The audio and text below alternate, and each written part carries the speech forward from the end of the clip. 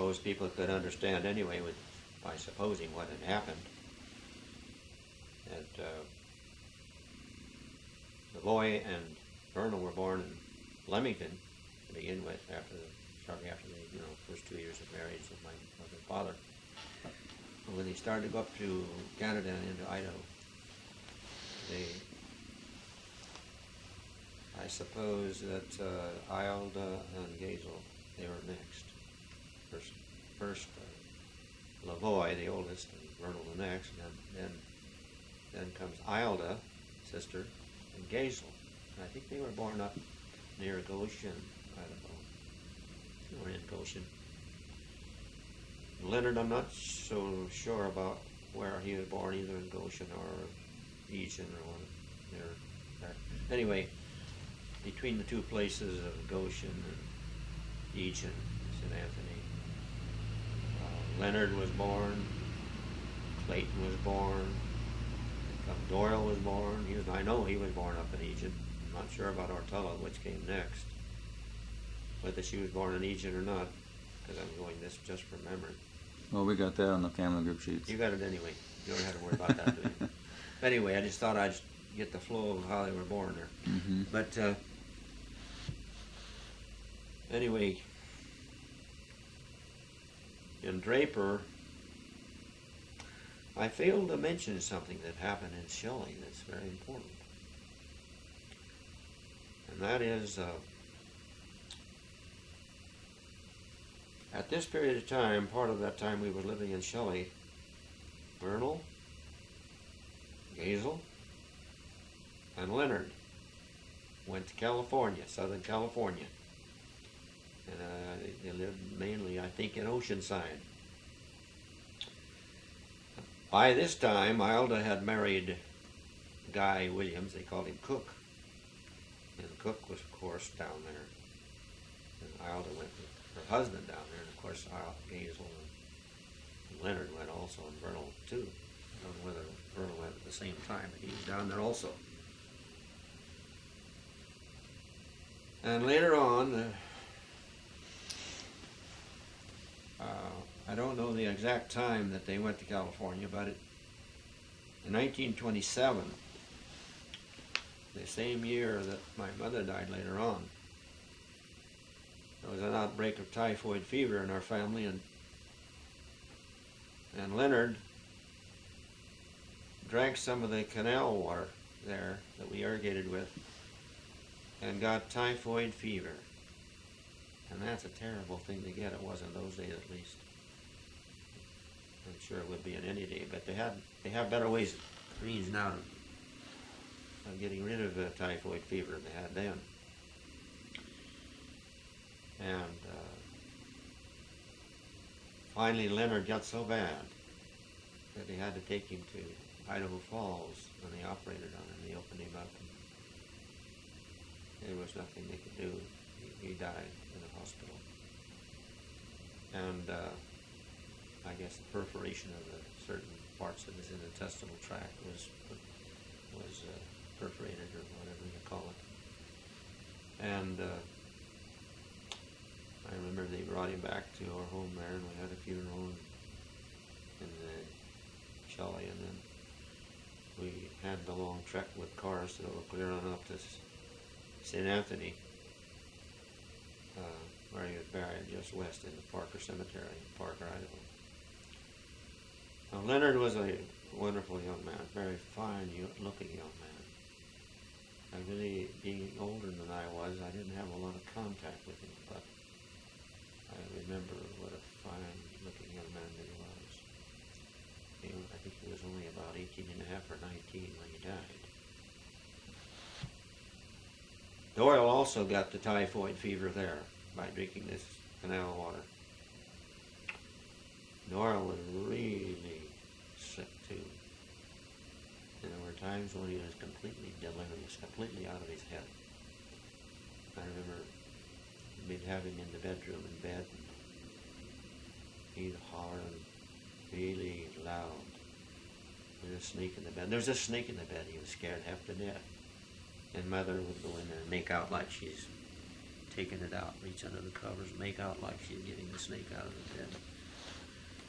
And he thought he had some real wonderful cars out there, out in the barn area in the garage.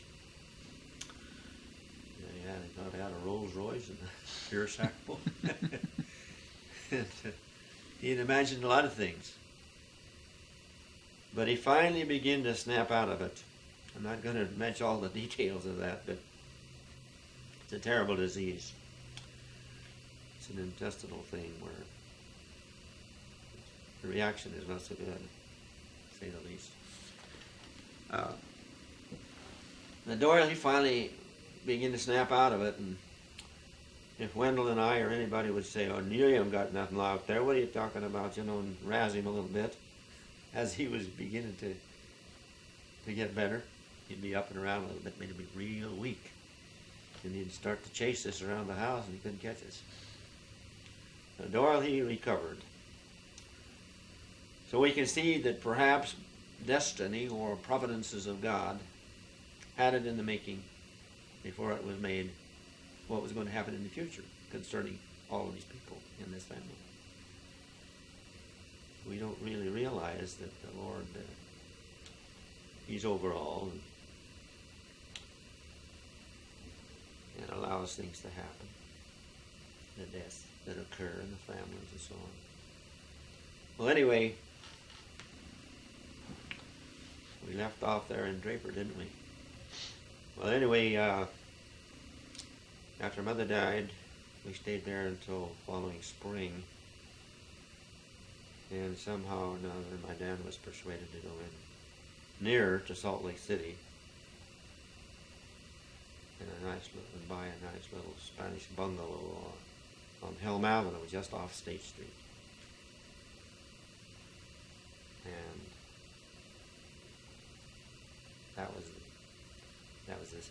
the ensuing year, 1928, and we moved into this Spanish bungalow. And that winter, Hazel got sick. They say it was like the flu, and I heard him talk about earlier that maybe she had a little heart problem, but I really don't know anything about that. But she, just about 1 year after my mother died, in 1928, at Christmas time, Hazel got up from the bed and took a bath or something, took a back set and passed away. And there's another death.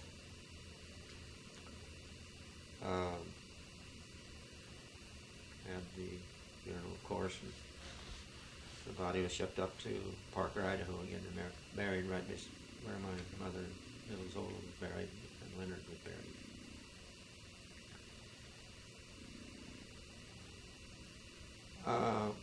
At this time of our lives, it was probably, looking at it from an economical standpoint of making a living, it probably could very well be called a mistake to have moved off of the place in Draper and left that, because we had everything we needed to eat, had milk and butter and eggs and so on down the line. We wouldn't have ever suffered for food.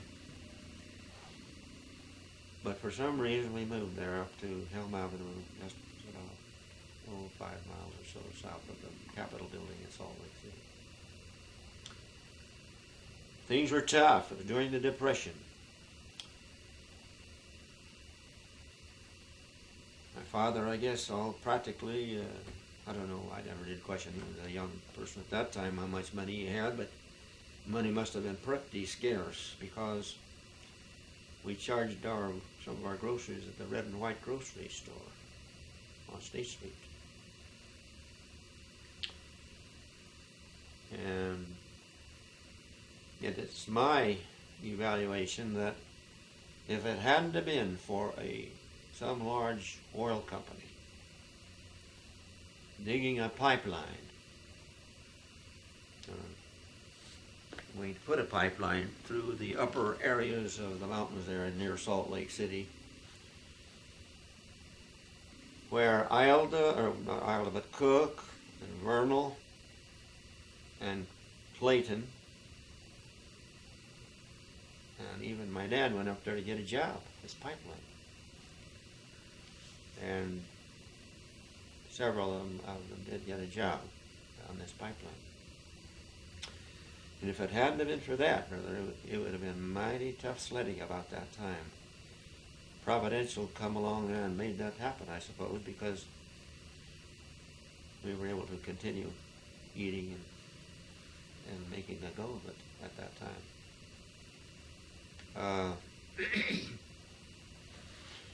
That's that coming spring, 1929. I don't know how in the world we got into this situation, but we moved into a two-story hotel in Midvale. And Murray is just south of where we lived on State Street on Elm Avenue, but Midvale was just a little further south and off to the west. And we moved into that hotel. I don't know how that came about. Well, we lived there and that summer, into the summer, or through the summer. And my dad, I guess, and Cook and the others. Doyle, he got a job at the smelter there. Tell you one little story about Doyle. When he got that job at the smelter, they had to have a physical examination. He was only about 16 at the time. And they just declared that he had to have his tonsils taken out. So they arranged an appointment with the doctor to get his tonsils out. And he went into this doctor's office and they put him in the chair. And I guess in those days, I guess they more or less put him in a chair like they do in a barber's shop. I don't know. Or either that or a table, a flat table. But he got in there and the guy started to put the ether to him up. He was gasping for breath. He was really going through the motion there, resisting the idea of this ether being in it. Put him out. And they put him out all right. And the doctor took his tonsils out. And when Doyle came due, the doctor was out of the room in another room. And Doyle, he got out of there as fast as he could go without even seeing the doctor again. He took off. That was kind of funny, the way Doyle told me about that. But he worked there at the smelter for a while. But anyway, Wendell and I were a little, of course, younger. I suppose he was a Latter-day Saint man that came in there to town with his wife, with his truck one evening, one day. And he had beans to harvest out in the area, in the valley there, and he wanted to get a bunch of young guys to come out and pick beans. And so we all said, well, yeah, we'd like to make some money. We didn't have any money. If I had a dime in those days, I thought I was very rich. I hardly ever saw a dime unless we got it from Dad to go to the show or something like that. Very seldom. So the next morning, we got all ready and fixed our lunches and was out there and went out in this truck to go out to the farm, west, maybe a little northwest of Midvale, Utah. When we got out on the old farm there and saw the rows, or each row they were lining up, each kid to pick, and they assigned all of them. They got to Wendell, they assigned him a row, and he looked at me. I guess he thought twice. He probably thought I wouldn't be able to make my salt. So he made me the water boy. I wouldn't have either. If he'd assigned me a row, I wouldn't have done very good. I'm sure of that. So you're only about 11, 12. At that time, I was about 10. 10 or 11. 10 going on 11, yeah, right along there. And so he made me the water boy, and I had to lug this bucket. And you had to go clear over to a farmhouse, and it's quite a long ways away. For a kid, it seemed like a long ways.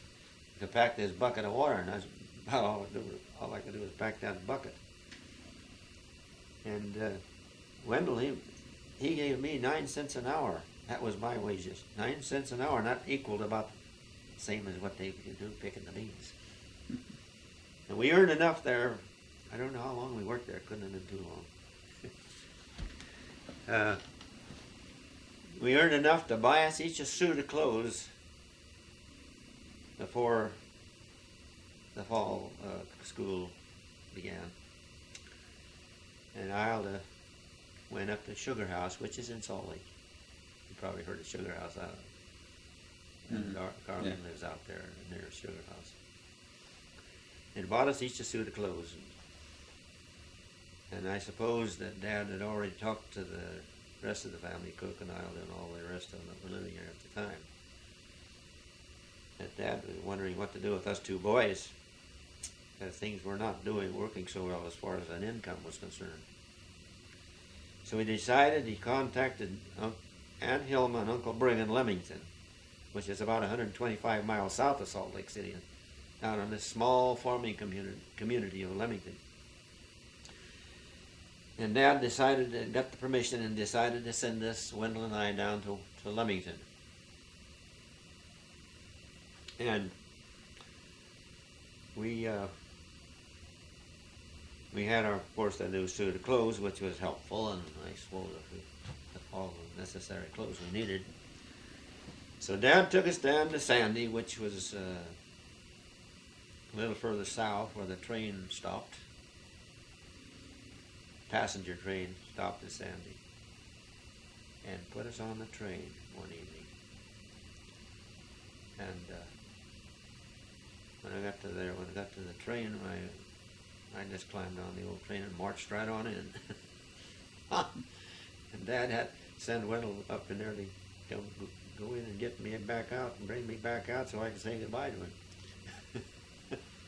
So I got on that train and bid Dad goodbye. And Dad told Wendell to take good care of his little brother. I'm sure he told him that, as I recall. To watch after me. And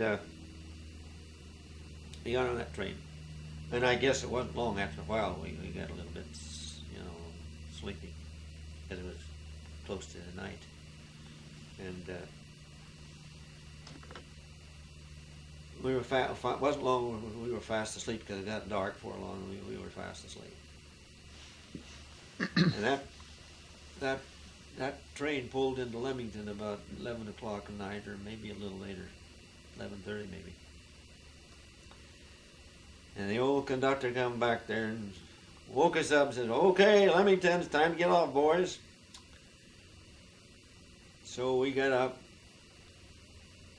ushered us down to where we got off, and we got down on the ground, and the old train pulled off. We looked around. We couldn't see anything. It was dark as pitch. Dad had told Wendell where Aunt Jean lived. Aunt Jean, here, if there's the tracks here, see, and when you got off, Aunt Jean lived right down here, about a block, right near the tracks there. And Dad had told Dora where Aunt Jean lived, and Aunt Jean, Ashby, was my mother's sister. Mm-hmm. So we weren't supposed to go there, but I guess Dad thought if bad come to worse, we could stay there that night. Well, we got down there. We walked down there to Wendell knew where it was supposed to be, so we walked down a little ways, and we looked around. Of course, we couldn't see anything. It was pitch. Oh, it was dark. We turned around pretty quick, and we looked down the road. Here comes a car, right down side of the railroad tracks there, pretty close. Lights on, I said to Wendell, funny thing, I kind of took the lead here. I said, "Let's go Haley. Maybe he's going to go out there to Brig Clark's place, and Brig and Aunt Hilma's place." And we went out on the road there, and we hailed him. He said, "Were you going out past Heber Sorenson's place?" They had told Wendell that Clark's lived a little bit past Heber Sorenson's place. He was our uncle too. That was Dad's half brother. Mm-hmm. And so it wasn't too far out there, a couple of miles, 2.5, 3 miles. And So since we had mentioned Hebe Sorenson, you're going out past Hebe Sorenson's place. I don't know why Wendell didn't speak up there, but apparently we didn't, either one of us, because Wendell had the directions and I didn't. And when we got out there on the upper, see, there's a lower part of the valley, and then there's the upper bench. We had gone up there on the higher land, and when we got down here about 1.5 miles, the road kind of turned off like this, went right down like that, side this hill, sort of a higher part, right. And he went right off, went right down to where Hebe Sorenson lived. we got out of the car and we looked down this way, kind of down. I guess I'm getting out of the. Getting out of the picture. I'm getting out of the pictures, right. And we looked down there, and there was trees. We couldn't see anything. We looked up here, and we could barely look like a chicken coop there. And what in the world? Pretty soon I said, "Is this Brig Clark's place?" Either I or he said it. Wendell said, "I don't know. I think I said it, but I don't remember." "Is this Brig Clark's place?" "Oh no, this is where Heber Sorenson lives." And so we got in the car again. We went back on the main road, up a little higher ground, come around only about a quarter of a mile, and led us out right in front of Ann Hilma's and Brig Clark's place. Thanked him and he went on his way. What was going on there, this man's name was Loran Ashby that picked us up, and he was going over to Lindell, which was another little community about 4 or 5 miles over there, about 4 miles altogether, 4 or 5. And they had the railroad roundhouse over there, and he worked at the roundhouse. That's where they repaired, trains and stuff, fix them up. And that's why he was going over there at that time of the night. Otherwise, there wouldn't have been any ride out there at all. We'd had to go to at Jean's place and wake her up. But anyway, we stayed there. Ann Helm come to the door, invited us in. Had a kind of a little slight smile or laugh, you'd call it, I guess.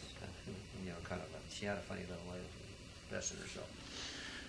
Took us in and set us at the table, gave us some little bread and milk and fruit. Took us down the basement and showed us our bed, and that was it. So we went to school. We got started in school. Aunt Hilma and Uncle Brig had one son, older than me, but a little younger than Wendell, and a daughter just younger than a little tiny bit, but we were in the same grade. We were in the 5th grade. I was in the 4th grade, if I remember correctly, in Draper, and in the 5th grade there in Leamington. Is that right? Doesn't sound right, but I guess it is. Anyway, we went to school that winter. Next summer, come along, and Uncle Brig got a contract with McIntyre Ranch. It's a big ranch that had a lot of land there. They raised a lot of alfalfa hay for cattle. And Uncle Brig got the contract for putting up their hay. And in those days, they put it in a stack. They had to stack it up. They didn't have it in bales. They had derricks. I don't know whether you've seen a derrick or not, but a derrick is a contraption that's made out of big logs and has a big thing that goes up like that and has pulleys on it, and the pulley goes over the end of it and it hooks onto the hay down here and pulls it up and swings it over the stack and drops it.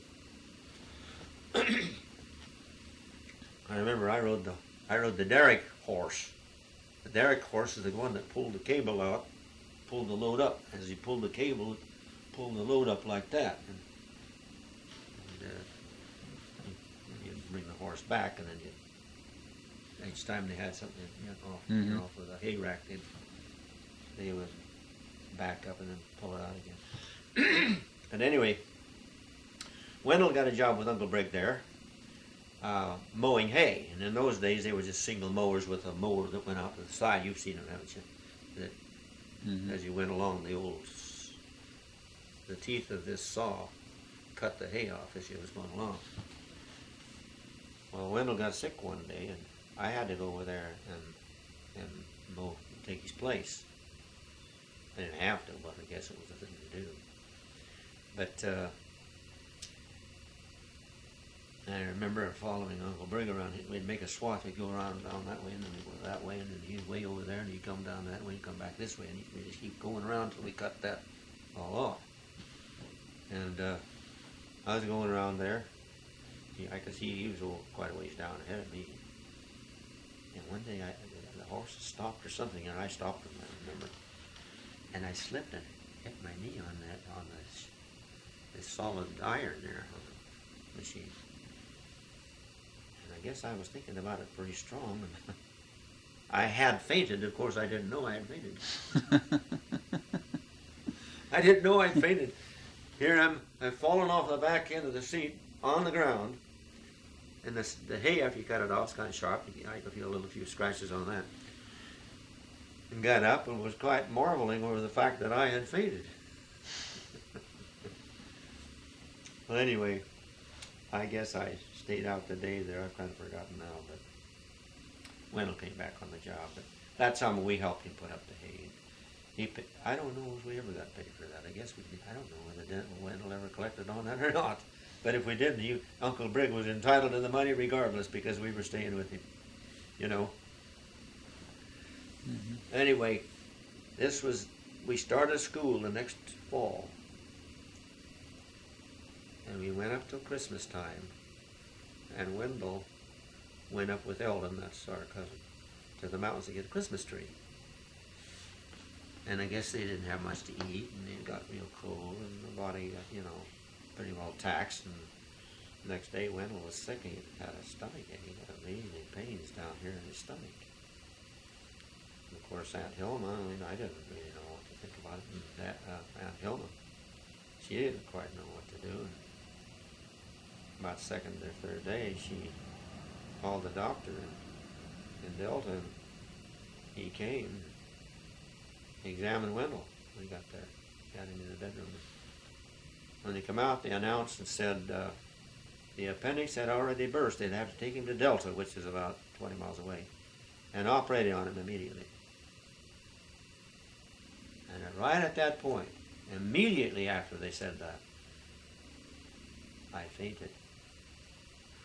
But before at the same time that I fainted, this thought flashed through my mind: I'll never see him again alive. It's like that. And I fainted. Now, this is rather unusual for somebody like that. You wonder why you would faint. And when I came to, I was in another bedroom, laying on the couch, But they sent a telegram to Dad out here in Yuba City. He got on a train, and they came to Salt Lake, and then caught a train out of Salt Lake on the Union Pacific down to Delta. And Wendell was operated on. Dad got there just in time to talk to Wendell a little tiny bit before he died.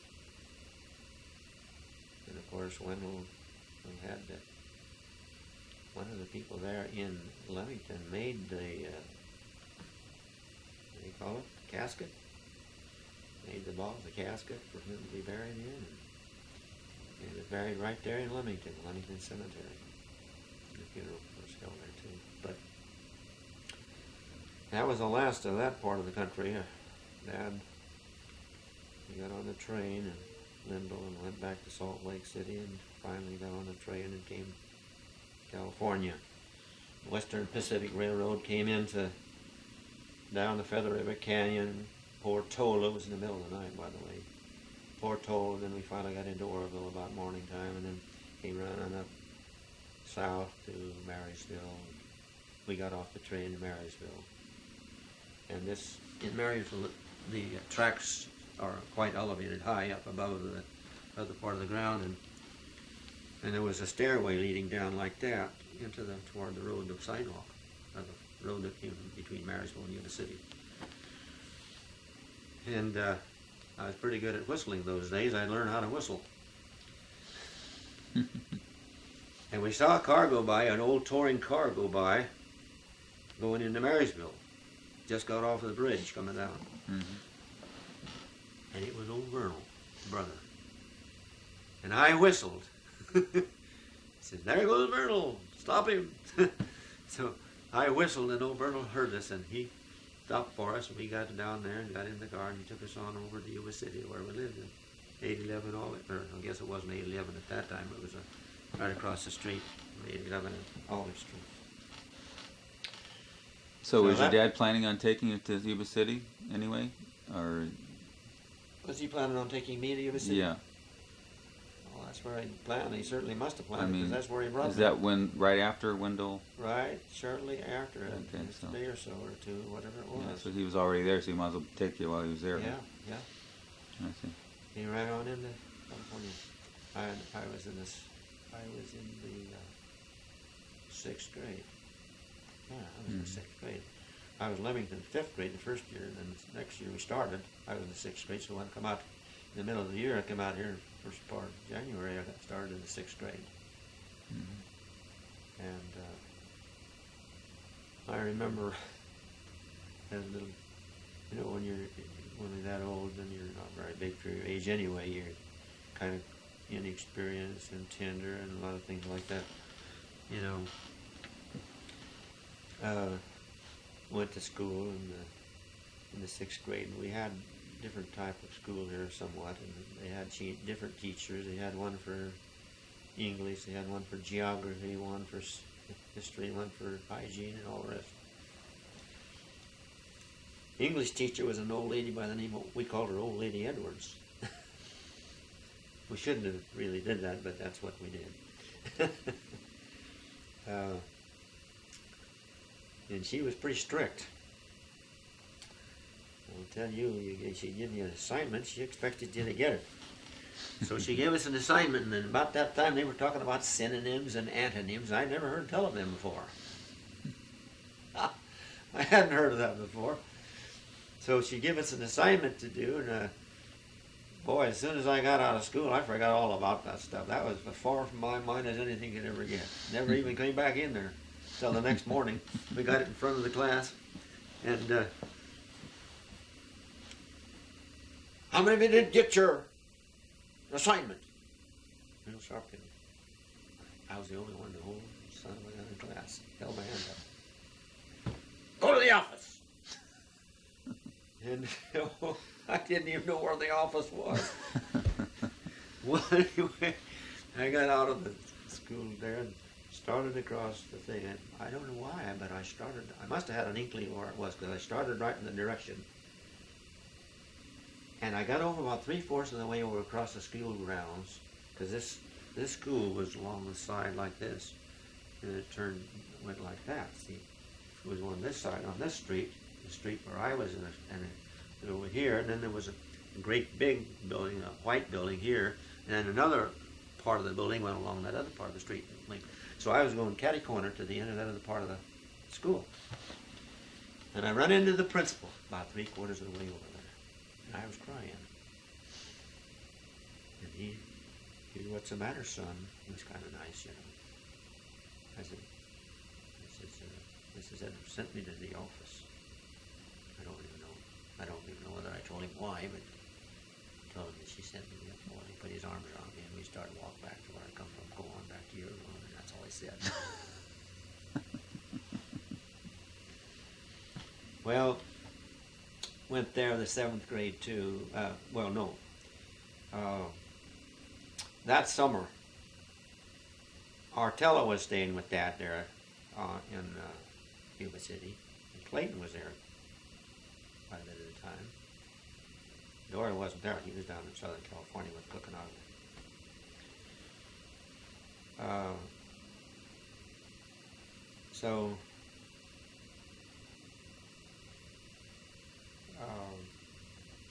got started in, I graduated from grammar school. No, wait a minute, I'm getting ahead of myself here.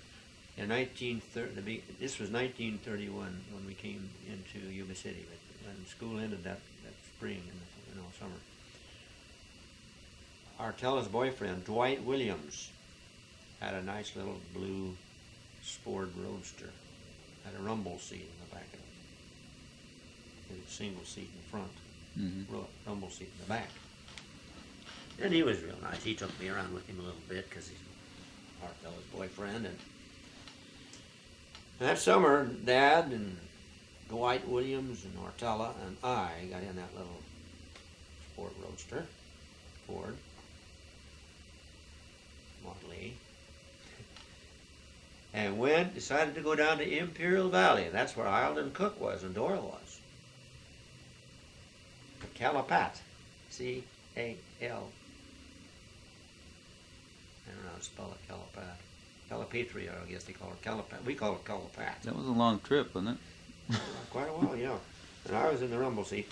But they were going down there to get work. And boy, I want to tell you, when we entered into that valley,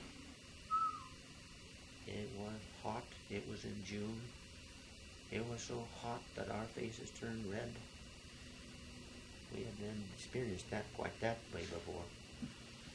And we got in there, and Eildon Cook lived in a little small house, and we had to sleep on the floor, and it was hotter than firecrackers. At night, we'd get a sheet and wet it, sopping wet with water, and put it over us. That thing was dry in no time. No time flat. Yeah.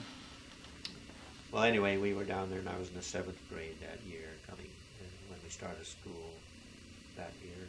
We stayed there through that school year. And the next spring,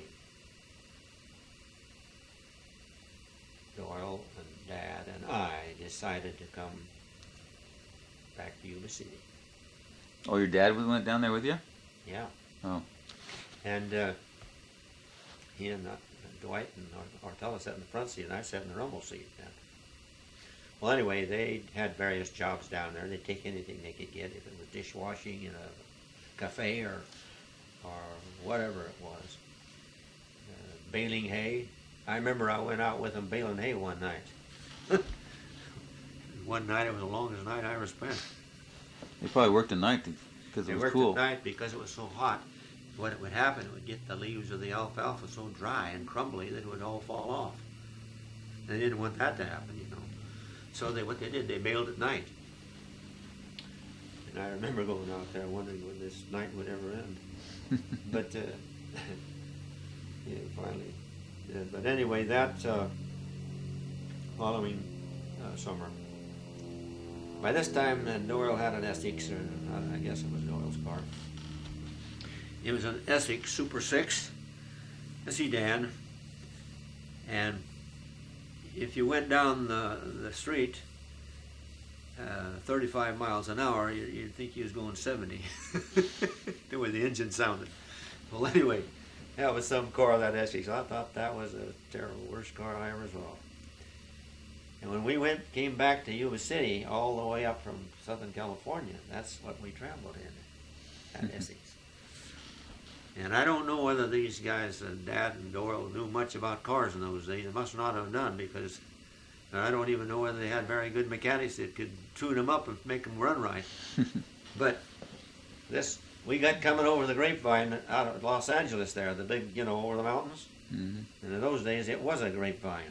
It was not with, winding around, and old Doyle, I'll tell you, scared us half to death coming down some of those hills, down those curves.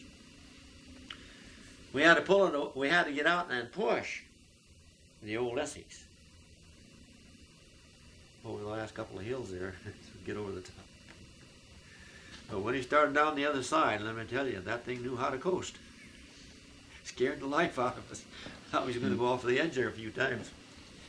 And another time after we got out of those mountains and down to Bakersfield and on north of Bakersfield, we was going along there on this highway. Kind of rum-dum like, all asleep, almost asleep, not asleep, but almost asleep. And we had just crossed this railroad crossing, and that train came by and just missed our tail end. Didn't even see the train. Let me tell you, what a narrow escape. The Lord must have been with us that time, because we come almost near getting hit. Maybe it empowered that little old Essex a little bit, so it got across there a little faster. But anyway, we got back into Yuba City, and There he stayed. Graduated from high school eventually there. And I think we should stop this thing right now. We've just about talked long enough for once. Don't you think so? Okay. Ready? Today is October 11th, 1990.